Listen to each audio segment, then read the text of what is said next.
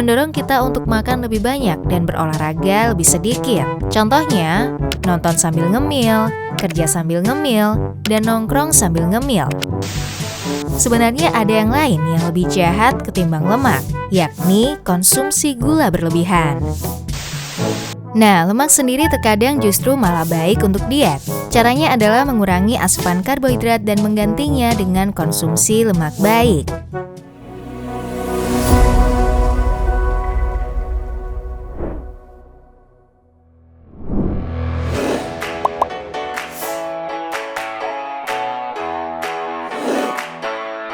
Memiliki berat badan yang ideal menjadi impian setiap orang. Bukan hanya untuk meningkatkan rasa percaya diri atau supaya bisa pakai baju model apa saja, tetapi memiliki tubuh yang ideal juga menjadi sangat penting agar tubuh kita terbebas dari segala resiko penyakit yang disebabkan obesitas. Obesitas menjadi salah satu masalah kesehatan terbesar di dunia. Ada berbagai macam gangguan kesehatan yang bisa dialami oleh seseorang yang mengalami masalah berat badan obesitas, seperti gangguan kesehatan pada jantung, gangguan metabolisme, sampai masalah seperti kolesterol atau diabetes. Dalam video kali ini, channel Atur Pola Makanmu akan membahas mengenai pertanyaan, kenapa kita bisa menjadi gemuk? Nah, simak video ini sampai akhir ya, supaya kamu tahu jawabannya.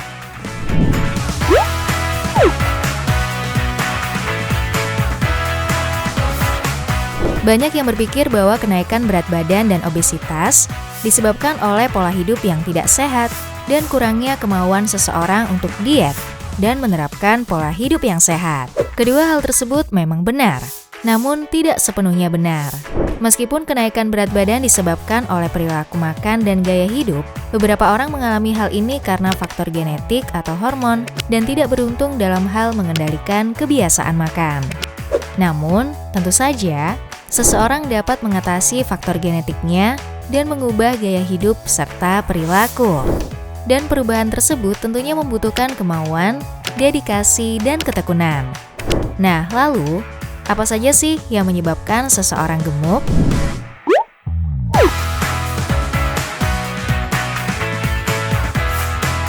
Yang pertama, obesitas yang berasal dari faktor genetik dan lingkungan. Anak dari orang tua yang obesitas jauh lebih mungkin mengalami obesitas dibandingkan anak dari orang tua yang kurus. Namun hal ini tidak berarti bahwa obesitas atau kegemukan sangat ditentukan oleh orang tuanya. Apa yang seseorang makan dapat memiliki pengaruh besar pada gen mana yang diekspresikan dan mana yang tidak. Faktor lingkungan sangat mempengaruhi hal ini. Contohnya, kebiasaan anak saat kecil yang sama dengan orang tuanya, minum minuman soda, makan makanan manis lebih banyak, dan olahan kalori yang lebih tinggi. Kebiasaan ini akan mengikat seseorang saat dewasa dan cenderung akan menyebabkan obesitas saat mereka dewasa.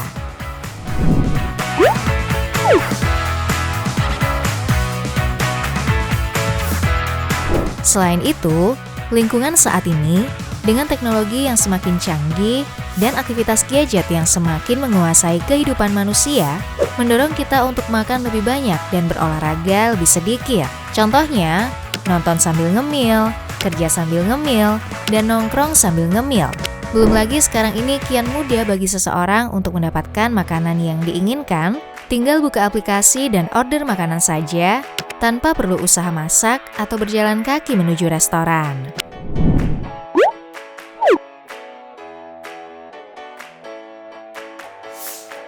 Faktor lain yang secara dramatis mempengaruhi lingkar pinggang masyarakat adalah junk food. Ketersediaan junk food di setiap sudut kota meningkat pesat dalam beberapa tahun terakhir. Restoran-restoran memajang poster makanan yang sangat menggoda, kemungkinan akan menarik perhatian kita. Teknik marketing mereka yang mengklaim makanan tersebut sehat, namun kenyataannya sangat tidak sehat. Yang lebih mengerikan, restoran-restoran junk food menargetkan anak-anak sebagai target pasar mereka. Makanan ini terkadang membuat kecanduan seorang anak-anak. Kecanduan adalah masalah kompleks yang bisa sangat sulit diatasi. Junk food memiliki kadar lemak trans yang begitu tinggi. Lemak trans yang ada pada junk food merupakan lemak buatan yang dihasilkan dari proses industri. Produsen membuat lemak ini dengan menambahkan hidrogen ke dalam minyak sayur yang menyebabkan minyak berubah bentuk menjadi padat pada suhu ruangan. Trans fat atau lemak trans buatan dikenal juga sebagai minyak terhidrogenasi parsial. Minyak ini tidak mudah rusak sehingga makanan yang dibuat dengannya lebih tahan lama. Lemak trans inilah yang menyebabkan seseorang mengalami kegemukan atau obesitas. Lemak trans sangat berbeda dengan lemak alami yang diperoleh dari hewani dan nabati.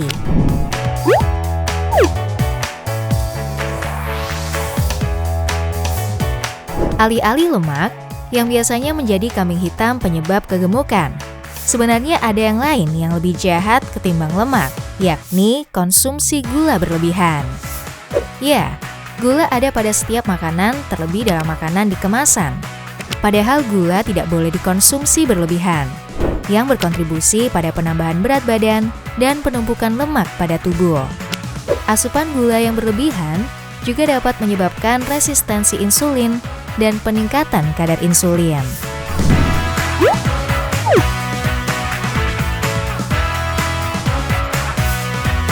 Dan tahukah kamu, saat kamu mengalami resistensi insulin, akan terjadi gangguan pada proses glikolisis, di mana pankreas tetap memproduksi insulin, namun sel-sel tubuh tidak menyerap glukosa sebagaimana mestinya. Kondisi ini menyebabkan penumpukan glukosa dalam darah, sehingga membuat kadar glukosa tubuh berada di atas normal. Selain itu, resistensi insulin akan membuat tubuh seakan-akan kekurangan gula dan memberikan sinyal pada tubuh untuk menambah glukosa. Sehingga yang terjadi adalah tubuh kita akan terus merasa lapar, sehingga nafsu makan tidak terkontrol dan terjadilah penggemukan. Seseorang bisa mengalami resistensi insulin tanpa pernah menyadarinya. Pada tingkatan lebih parah, kondisi ini dapat menyebabkan diabetes tipe 2. Nah, lemak sendiri terkadang justru malah baik untuk diet. Caranya adalah mengurangi asupan karbohidrat dan menggantinya dengan konsumsi lemak baik. Kamu juga harus mengurangi makanan dan minuman dengan kadar gula yang tinggi. Karena konsumsi gula yang berlebihan juga dapat meningkatkan produksi lemak jahat pada tubuh, sehingga penting bagi kamu untuk membatasinya. Namun perlu dicatat, jangan mengkonsumsi lemak trans, melainkan lemak tak jenuh atau lemak alami yang berasal dari daging-dagingan, ikan, dan kacang-kacangan atau buah seperti alpukat dan lain-lain. Videonya bisa kamu tonton pada link di bawah ini. Penyebab kegemukan yang selanjutnya adalah adanya resistensi leptin. Pada orang yang mengalami obesitas, hormon leptin tidak bekerja dengan baik. Otak tidak melihat sinyal yang dikirimkan hormon pengendali rasa lapar dan kenyang ini. Konsekuensinya, sangat mungkin seseorang mengkonsumsi terlalu banyak kalori ketimbang yang dibakar. Nah, penyebab kegemukan yang lain adalah misinformasi. Kebanyakan orang salah informasi mengenai kesehatan dan nutrisi. Namun masalah ini sangat bergantung kepada dari mana orang mendapatkan informasinya. Akan tetapi banyak situs web misalnya menyebarkan informasi yang tidak akurat. Belum lagi ditambah malasnya masyarakat untuk cek kembali informasi yang diterima dari sumber lain. Terlebih kebanyakan industri makanan kemasan yang kian berkembang saat ini dengan teknik marketingnya selalu melabeli produk mereka makanan sehat dan kebanyakan masyarakat percaya hal ini. Padahal pada kenyataannya banyak produk makanan kemasan mengandung bahan yang sebenarnya dikonsumsi berbahaya bagi kesehatan. Contohnya pada minuman jus kemasan yang ada di supermarket yang diklaim sehat. Kebanyakan masyarakat tidak sadar dan mengetahui bahwa minuman tersebut mengandung banyak gula karena dalam nutrition fact-nya, gula ditulis dengan berbagai nama lain. Nah, untuk kalian ketahui bagaimana gula dikemas dalam berbagai nama, kalian bisa cek video pada link ini. Beberapa industri obat-obatan mempromosikan produk seperti suplemen penurun berat badan yang tidak berfungsi. Strategi penurunan berat badan berdasarkan informasi palsu dapat menghambat kemajuan penurunan berat badan kamu. Lalu apa solusi dari penyebab kegemukan tersebut dan apakah masalah-masalah tersebut bisa diubah? Tentu bisa. Semua hal tersebut bisa diatasi dengan menerapkan pola hidup yang sehat, seperti berolahraga dan melakukan diet keto atau puasa intermittent fasting, atau langsung konsultasi kepada ahlinya, dokter gizi. Dan tentunya kamu juga bisa belajar dari channel Atur Pola Makanmu untuk mengetahui sumber-sumber informasi yang akurat seputar diet dan pola hidup sehat ya. Oh iya, pastikan kamu sudah subscribe lalu komen di bawah, tulis komentar "Saya sudah subscribe" dan tuliskan pertanyaan seputar dietnya.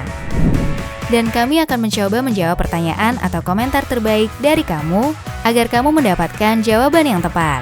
Dan jangan lupa share video ini ke teman-teman, pasangan, dan juga keluargamu supaya mereka nggak ketinggalan informasi penting ini. Terima kasih sudah menyimak video ini sampai akhir. Sampai jumpa di video berikutnya.